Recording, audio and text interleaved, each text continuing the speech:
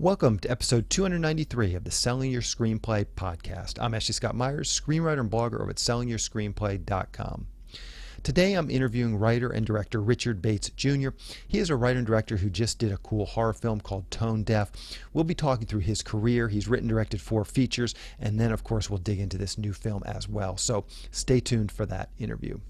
If you find this episode valuable, please help me out by giving me a review in iTunes or leaving a comment on YouTube or retweeting the podcast on Twitter or liking or sharing it on Facebook.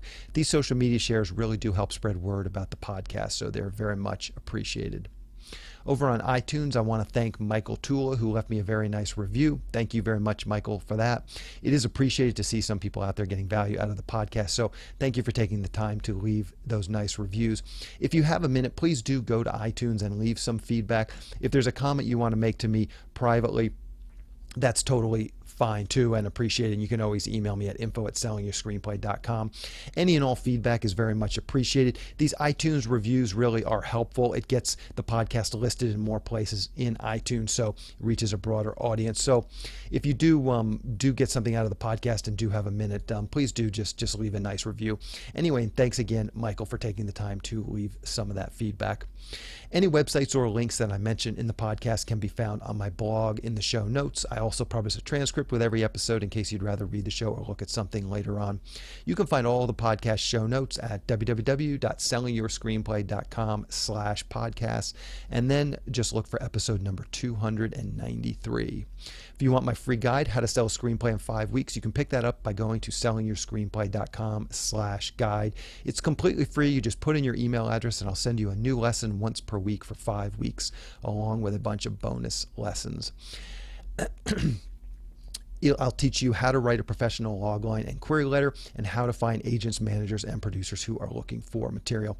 Really is everything you need to know to sell your screenplay. Just go to sellingyourscreenplay.com/guide. So now let's jump into the main segment. Today I am interviewing writer and director Richard Bates Jr. Here is the interview. Welcome, Richard, to the Selling Your Screenplay podcast. I really appreciate you coming on the show with me today. Thanks for having me. I appreciate it as well. So to start out, maybe you can tell us a little bit about your background. Where did you grow up and how did you get interested in the entertainment business? Well, I grew up in Virginia, and I always was so fascinated by different kinds of people and different places, and I didn't get to travel that much, so I would just spend every weekend, every second I could, renting movies and discovering all these different interesting types of people and places, and it was as close to traveling and experiencing new things as I could get, and I know what a profound impact that had on me, so I wanted to try to do that for someone else. Yeah. So growing up in Virginia, how did you kind of feel like you were going to actually make that happen? I actually grew up in Maryland, so not too far from there, and I always just sort of felt like I didn't have a lot of role models. I didn't know people that were in the business, so it was difficult to kind of try and make that leap. How did you feel about it, and how did you go about trying to make that leap? Well, let's see. So I moved to New York after high school, and I went to film school, Okay. and I made a short film senior year, and then I moved out to Hollywood or to Los Angeles, whatever the hell you want to call it, and I PA'd for a while, and I wrote this feature version of it, and I sent it to a bunch of people, and they all said it was a terrible piece of shit. So luckily I was in my early 20s and arrogant enough not to listen to anyone. I just spent the next few years getting people coffee and raising the money myself to go make it, and try to prove them wrong. And I didn't change a single thing in the script. I had about 30 plus producers, tons of people that I grew up with. I would walk around my high school with a video camera. I was always like this movie nerd, so everyone from back in the day sort of knew me as that, so people were interested in investing, and we didn't change a thing in the script, and then we shot it, and then it got into Sundance, and I sort of got a manager, and I got to sort of start my career. I see, I see. So perfect. Yeah, that's a good summation. Thank you for that. So let's dig into your latest film, Tone Deaf. Maybe to start out, you can give us a quick pitch or logline. What is this film all about? Well, I just simply put, it's a satire about the generational divide in the United States of America right now, from one man's perspective. I see. And where did this idea come from? What was the genesis of it? Well, I mean, there's no sense in really intellectualizing it. I was watching the news with my wife, and I asked her what scares her the most in the world right now, and she simply turned to me and said, "Old men." And I walked into my little writing corner, and I started trying to figure out a way to concoct a movie about that I thought was worth making.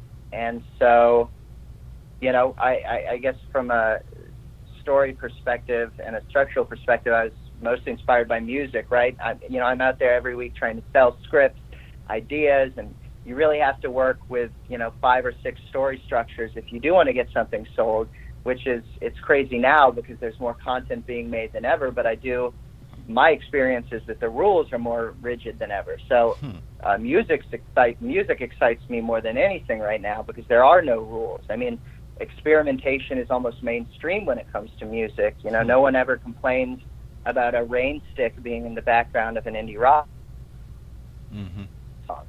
So the approach to this movie was to create a movie as if we were creating like a dance track or a hip-hop album, so to create it through sampling. So we jumped from coming of age to slasher horror to absurdist comedy in equal increments throughout the film, and hopefully that sort of represents with this sort of bombardment of social media and information that over the course of 24 hours, it feels like you could be living in 15 different movies. Mm-hmm. Yeah, that's fascinating. So let's talk about your writing process a little bit. Just a couple quick questions to kind of understand how you write. Where do you typically write? Do you have a home office? Do you like to go out to Starbucks and sort of be around people? Oh, I don't want to be around people when I'm writing or when I'm not writing. I gotcha. I have a dog. I have a wife. I like them both. That's about it. So when I wrote this, I was living in for about 10 years. My wife and I lived in this one-bedroom apartment. She made like a nice little corner for me to write. So I guess I've written every movie I've made in my living room. But we just moved into a little house, and now I've got a garage that I write in. Nice. When do you typically write? Are you morning person, evening person? What is your when you're going to spend a day, writing? What does your day look like? Well, let's see. When I wrote Excision and Suburban Gothic, I wrote at night. I would usually start writing at midnight and end writing at 6 a.m. And then now I usually, with Trash Fire and with Tone Deaf, I usually start writing at like 7 a.m. and stop at 6 p.m. Okay, so like a normal work day.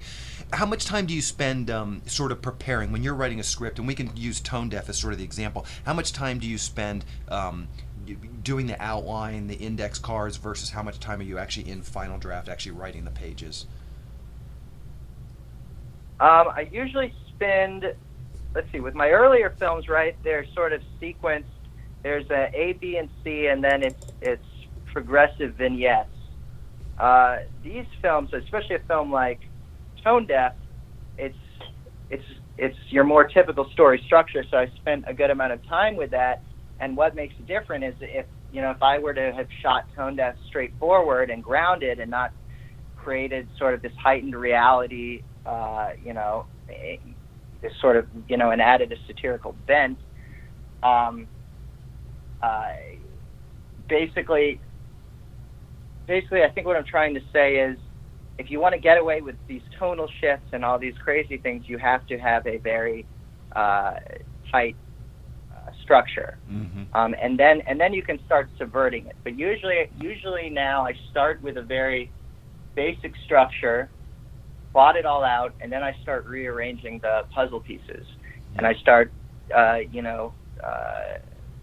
usually I delineate X number of pages for genre, because I am completely sort of committed right now to creating these kind of mashups, because I do think, or I hope, that film will get there and that there will not be these kind of rules that, you know, it's a lot of filmmakers, and it's a thing, you know, there's film schools now, and, you know, I went to one, and you were taught these rules that you had to adhere to, you know, the sustained tone, you know, the sort of speaking in vagaries, and I think that a lot of filmmakers only watch movies, and I think that film becomes more and more interesting when you're inspired by other things. You go to museums, you look at photography, music, sculpture.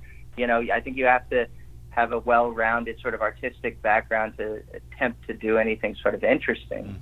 Yeah. But that's, you know, I'm just one asshole. No, I got you. I totally agree. So, how do you approach screenplay structure? You keep mentioning with this one that the structure, it was kind of a mashup, so you wanted to have a really tight structure. What does that actually mean to you? Maybe you can kind of talk about your feelings of structure. You know, the Blake Snyder has a very, you know, sort of paradigm that he uses.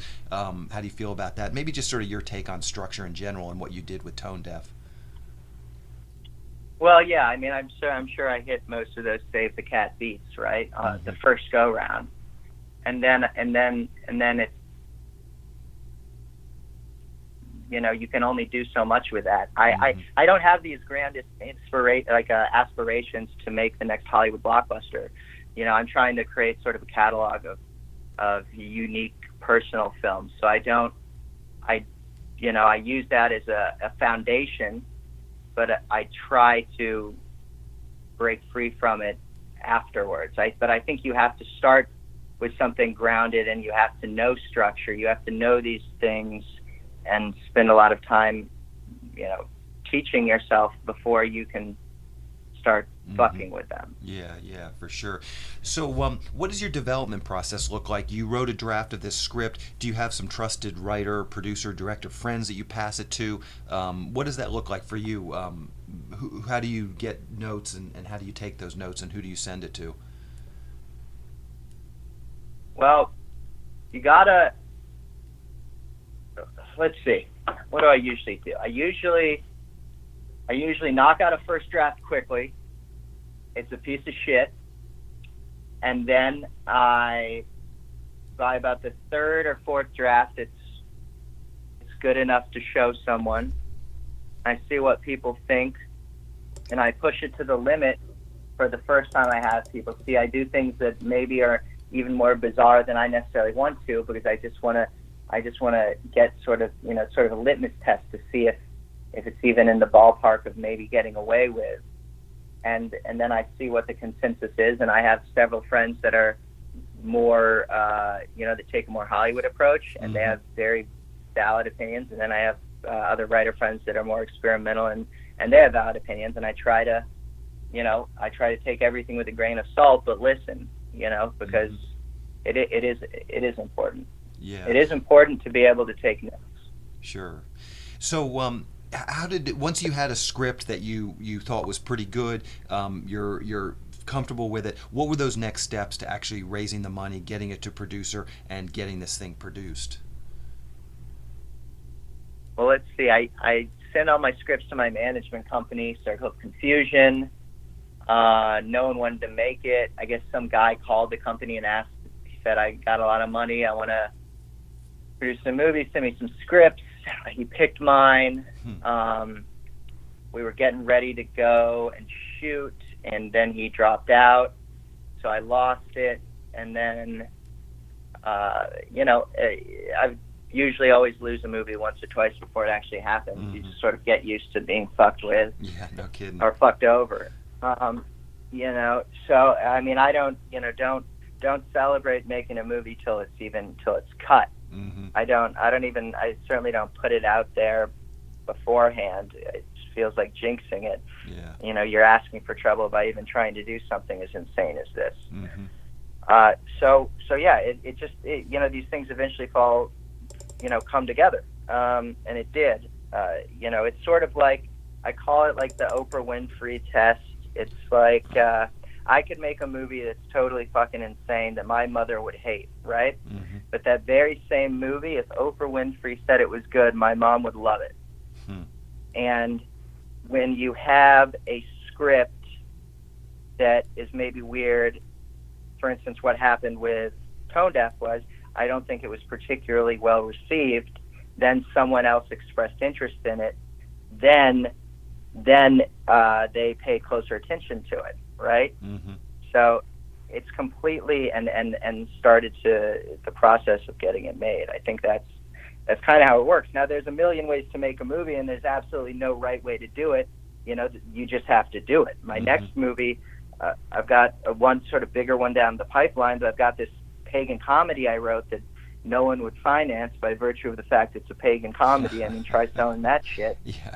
So my buddy Matthew Ray Gubler and I sent it to him, and he liked it, and we just said, screw it, we're just going to make it. So we're actually in pre-production on it now. I'm going to shoot in a little less than a month, but we're just shooting at our house and houses and friends' houses and all that.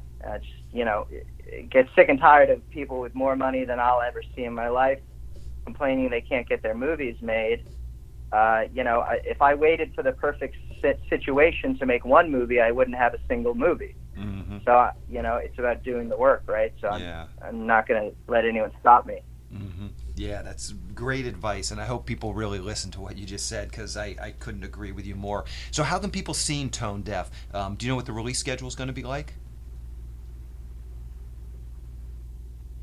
So it's, let's see, next Friday, the 23rd, it comes out. I think it's a 15 theater theatrical. I know for a fact it's playing in New York and LA, and I think Cleveland. I forget the other locations. I need to get sent that, but it's going to have a Blu-ray release. It'll be video on demand, iTunes, sure, all that stuff. Okay.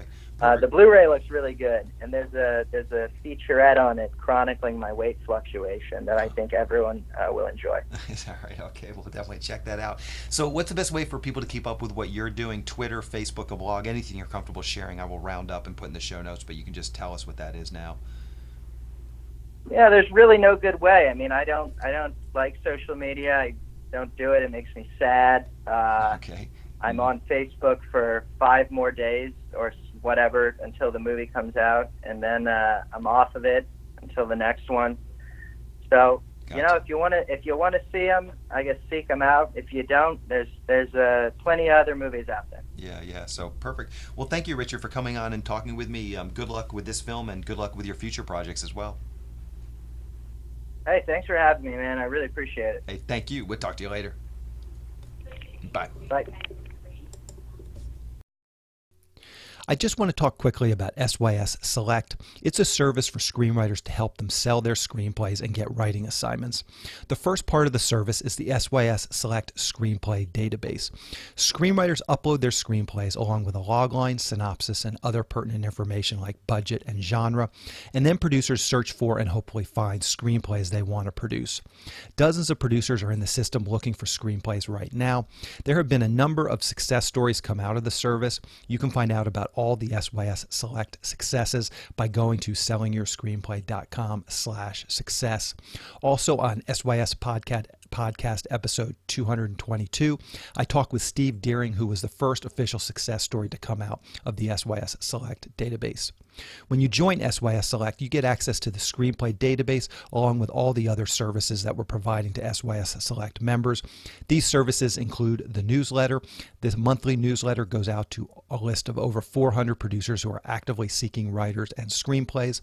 Each SYS Select member can pitch one screenplay in this monthly newsletter. We also provide screenwriting leads. We have partnered with one of the premier paid screenwriting leads services, so I can syndicate their leads to SYS Select members. There are lots of great paid leads coming in each week from our partner.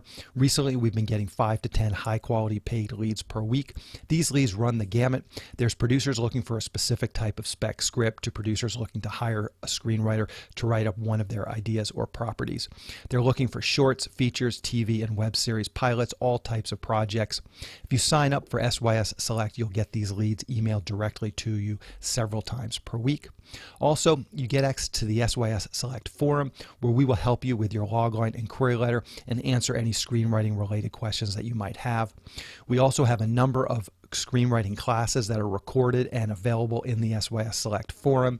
These are all the classes that I've done over the years, so you'll have access to those whenever you want once you join.